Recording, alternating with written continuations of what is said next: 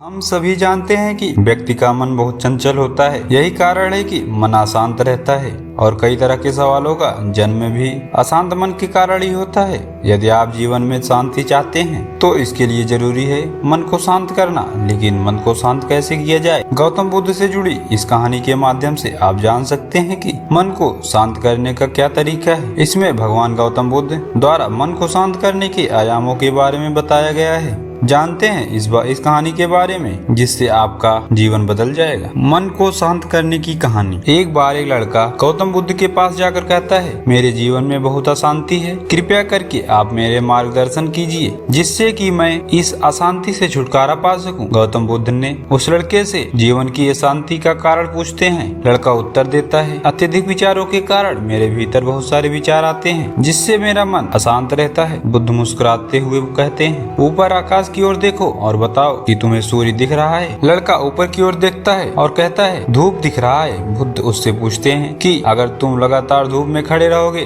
तो क्या होगा? वह कहता है, मुझे अत्यधिक गर्मी लगेगी और शरीर में बेचैनी होगी। बुद्ध लड़के से कहते हैं कि अगर धूप में खड़े रहने से तुम्हें गर्मी लगती है तो इससे दोष किसका है, सूर्य के ताप का या तुम्हारा? लड़का कुछ सोचने के बाद कहता है, इसका जवाब आप ही बताइए। बुद्ध कहते हैं, सूर्य का काम है ताप देना और ताप का काम है गर्मी लगाना। ऐसे में तो दोष तुम्हारा ही है कि तुम धूप में जाकर खड़े हुए जिससे कि तुम्हें गर्मी लगी। तुम्हें अगर शीतलता चाहिए तो तुम्हें छांव में रहना होगा। ठीक इसी तरह चंचल मन का भी स्वभाव होता है विचारों और भावनाओं को जागृत करना। विचार क्षण भर में ही होते हैं लेकिन विचार से पैदा हुई भावनाएं देर तक टिकी रहती हैं। लेकिन यह तुम्हें निर्णय लेना है कि तुम्हें विचार और भावनाओं के साथ चलना है या अलग दिशा बनानी है। कैसे करें मन को शांत? बुद्ध कहते हैं, मन को शांत करने के लिए तन के आयाम पर काम करना सबसे आसान तरीका है। शरीर के स्तर पर हमारी कर्मेंद्रियां और ज्ञानेंद्रियां हैं। कर्मेंद्रियां कर्म और ज्ञानेंद्रियां ज्ञान से जुड़ी होती हैं। इससे हम अपनी संवेदनशीलता को बढ़ा सकते हैं, यानी हम जो भी काम करें उसे आनंद के साथ करें। मन के आयाम से हटकर तन के आयाम पर जाने के